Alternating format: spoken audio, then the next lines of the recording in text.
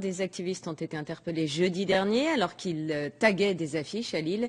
Les déboulonneurs, c'est ainsi qu'ils se font appeler, ont refusé de se soumettre à des tests ADN. On retrouve tout de suite Yves Azernal en direct du commissariat de Lille. Ces anti-pubs, vous venez de les rencontrer. Pourquoi sont-ils convoqués ce soir ?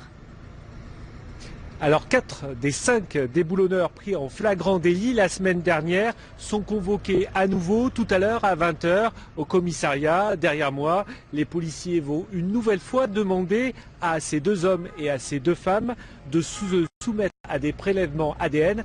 Un seul d'entre eux avait accepté jeudi dernier. Alors qui sont ces déboulonneurs?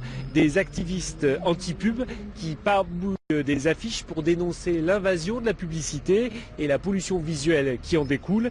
Ils réclament une réduction du nombre et de la taille des panneaux publicitaires. Ils prônent aussi la désobéissance civile.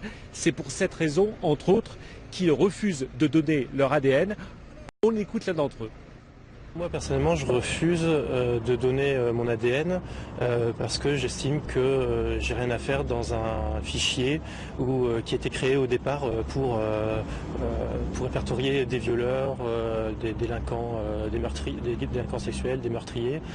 Nous on fait de la désobéissance civile, on est des activistes, des militants et on n'a rien à faire dans ce fichier de 2 millions de personnes, qui compte 2 millions de personnes au moins, et parmi lesquelles on peut trouver aussi des gens qui n'ont rien fait, c'est-à-dire qui sont seulement cités dans des affaires.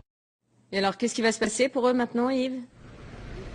Eh bien, en refusant de donner leur ADN ce soir, ils risquent d'être mis en garde à vue à l'issue de leur audition. Malgré cette menace, les 4 déboulonneurs restent sereins. En mars dernier, pour les mêmes faits, leur homologue parisien avait été relaxé par la justice. Merci Yves, avec des images signées Patrick Duluc. Pierre Moreau.